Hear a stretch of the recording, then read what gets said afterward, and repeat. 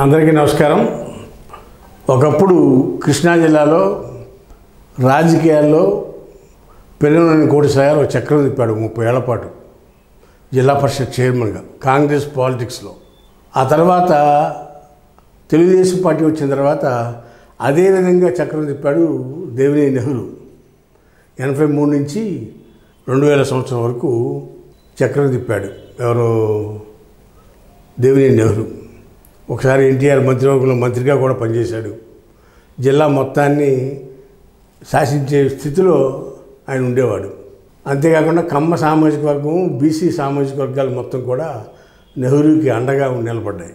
అటువైపు నుంచి రంగాకి ఏ విధంగా కాపు ఇతర వర్గాలు సపోర్ట్ చేసినా, ఇటువైపు నుంచి కమ్మ సామాజిక వర్గం ఇతర బీసీ వర్గాలు కూడా నెహ్రూకి సపోర్ట్ కలిపి జిల్లాలో శాసించే స్థాయిలో రాజకీయాలు నెరవేర్చాడు. ఆయన చెప్తేనే పార్లమెంట్ అభ్యర్థులు టికెట్లు ఇచ్చిన సందర్భాలు కూడా ఉన్నాయి. ఉదాహరణ కేపీ రెడ్డి గారికి నెహ్రూ గారి చెప్పి టికెట్ ఇప్పించినట్టుగా 1996లో మనకున్న సమాచారం. అలాంటి పరిస్థితుల్లో టీడీపీ పార్టీ చక్రం తిప్పి చెప్తే తర్వాత టీడీపీ పార్టీకి అనుకోని పరిస్థితుల్లో రాజీనామా చేసి కాంగ్రెస్ పార్టీలో చేరడం జరిగింది. కాంగ్రెస్ పార్టీ 99లో ఓడిపోవడం జరిగింది. తర్వాత 2004లో విజయవాడ తూర్పు నుంచి ఎమ్మెల్యేగా గెలిచారు. తర్వాత 2009లో మళ్ళీ ఓడిపోయారు. 2014లో ఆయన ఎమ్మెల్యేగా పోటీ చేసి ఓడిపోయాడు. కాంగ్రెస్ నుంచి కొడుకుని విజయవాడ ఎంపీగా పెట్టి ఓడిపోయాడు. అక్కడ ఇక్కడ కూడా ఓటమి పాలయ్యారు. ఆ తర్వాత జరిగిన పరిణామాల్లో 2018 నాటికి ఆయన టీడీపీ కూటి మళ్ళీ చేరారు దేవినేని నెహ్రూ. జిల్లాని శాసించి జిల్లా రాజకీయాల్లో ఒక చక్రం తిప్పిన వ్యక్తి దేవినేని నెహ్రూ అని చెప్పక తప్పదు. అలాంటి నెహ్రూ రాజకీయ వారసుడిగా దేవినేని అవినాష్ 2014లో వచ్చాడు. 2014లో కాంగ్రెస్ పార్టీ తరఫున విజయవాడ పార్లమెంట్ అభ్యర్థిగా పోటీ చేసి ఓటమి పాలయ్యాడు. సరే, కొన్ని ఒక 50 లక్షల ఓట్లు ఇంకా వచ్చి కాంగ్రెస్ పార్టీకి. అయితే ఆ రోజు వైసీపీ టీడీపీ ట్రయాంగిల్ ఫైట్లో ఈయన కాంగ్రెస్ తరఫున నుంచున్నారు. కానీ అది నుంచునే పరిస్థితి సీటు కాదు, ఆయన నుంచోకూడదు, అది రాంగ్ అటెంప్ట్ జరిగింది ఆ రోజు. అలా అవినాష్ అక్కడ ఓటమి పాలయ్యారు. తర్వాత టీడీపీలో చేరారు. టీడీపీలో 19లో గుడివాడని విజయవాడలో సీట్ ఖాళీ లేక గుడివాడలో టికెట్ ఇచ్చారు. 19లో గుడివాడలో టికెట్ ఇస్తే గుడివాడలో కొడాలి నాని మీద ఓటమి పాలవడం జరిగింది. విపరీతంగా డబ్బు ఖర్చు పెట్టారు. హోరావరికి పోరాడినా కానీ 20,000 ఓట్లు, సుమారు 20,000 ఓట్ల తేడాతో గుడివాడ నియోజకవర్గంలో టీడీపీ పార్టీ తరఫున పోటీ చేసి ఓటమి పాలయ్యారు. ఆ తర్వాత జరిగిన పరిణామాల్లో నేను గుడివాడలో ఉన్నాను, నేను ఇన్ఛార్జిగా నాకు విజయవాడ కానీ ఎక్కడన్నా ఇవ్వమని పార్టీని అడగడం జరిగింది. పార్టీ పెద్దలు తెలుగు యువత స్టేట్ ప్రెసిడెంట్ చేసి నీకు ఎందుకు వెయిట్ చేయి, నేను చూసుకుంటానని చెప్పాడు. కానీ చంద్రబాబు నాయుడు ఇన్ఛార్జ్ ఇవ్వాల.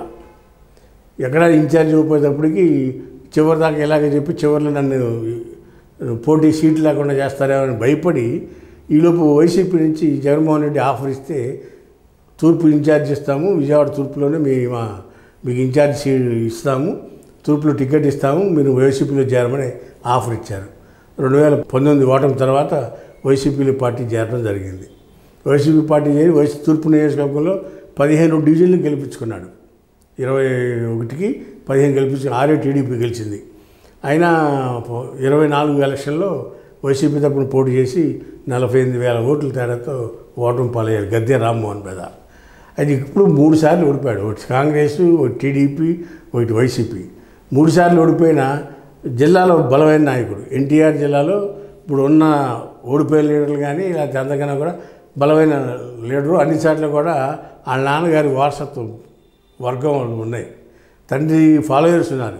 జగ్గపేట నుంచి ఇటు విజయవాడ వరకు 7 నియోజకవర్గాల్లోనూ, అదేవిధంగా కృష్ణా జిల్లాలో కూడా 7 నియోజకవర్గాల్లో నెహ్రూ ఫాలోయర్సు, నెహ్రూ గారి సంబంధించిన సింపథైజర్సు అలా ఉన్న ఆ ఫ్యామిలీకి పార్టీ పరంగా కాకుండా నెహ్రూకి సింపథైజర్స్ అనేవాడు కృష్ణా జిల్లాలో చాలామంది ఉన్నారు. వాళ్ళందరూ ఇవాళ వివిధ పార్టీల్లో ఉండొచ్చు, ఉన్నా కానీ నెహ్రూ వచ్చి నెహ్రూ గారి అబ్బాయి అనే మాట అనే విధంగా అంత మంచి గుడ్ విల్ సంపాదించుకున్నాడు అవినాష్. ఇప్పుడు ఎన్టీఆర్ జిల్లా వైసీపీ పార్టీ అధ్యక్షుడు కొనసాగుతున్నాడు. కాకపోతే అవినాష్ అభిమానులంతా కూడా అవినాష్కి ఎమ్మెల్యేగా చూడాలనేది వాళ్ళ అభిమానుల కోరిక. మరి రాబోయే రోజుల్లోన్నా అవినాష్ ఎమ్మెల్యే అవ్వాలని వాళ్ళ అభిమానులు వైసీపీ కార్యకర్తలందరూ గట్టిగా కోరుకుంటున్నారు. మంచి బలమైన నాయకుడు, మంచి ప్లాట్ఫారం లేక ఆ అదృష్టం కలిసి రాక 3 సార్లు ఓడిపోవటము, సరైన నిర్ణయాలు జరగకపోవడం. రాజకీయాల్లో కొంతమందికి అన్నీ ఉన్నా, డబ్బు ఉండి హంగు ఉండి అన్నీ ఉన్నా ఓటమి పాడైపోవడం అంటే అదృష్టం కలిసి రాకపోతే ఏం చేయలేమనేది ఇదొక ఉదాహరణగా అవినాష్ చరిత్ర గురించి చెప్తాను. అవినాష్ అభిమానులంతా కూడా రాబోయే 2029లో అయినా సరే అవినాష్ని ఎమ్మెల్యే చేయాలనేది దేవినేని నెహ్రూ అభిమానులు, నెహ్రూ ఫాలోయర్స్, అదేవిధంగా వైసీపీ నాయకులు, వైసీపీ ఫాలోయర్స్ కూడా కోరుకుంటున్నట్టుగా మనకున్న సమాచారం. రాబోయే రోజులు ఏం జరుగుతుందో చూద్దాం. హాయ్ ఫ్రెండ్స్, మా ఫ్యూచర్ టుడే ఛానల్ చూస్తున్నందుకు చాలా థ్యాంక్స్. మరిన్ని లేటెస్ట్ వీడియోస్ కోసం వెంటనే సబ్స్క్రైబ్ చేయండి. అలాగే ఈ బెల్ని కూడా రింగ్ చేసేయండి. మా లేటెస్ట్ వీడియోస్ నోటిఫికేషన్స్ అన్నీ మీ మొబైల్లో వస్తాయి. మా వీడియోస్ మీకు నచ్చితే లైక్ చేయండి, షేర్ చేయండి, నచ్చకపోతే కామెంట్ చేయండి.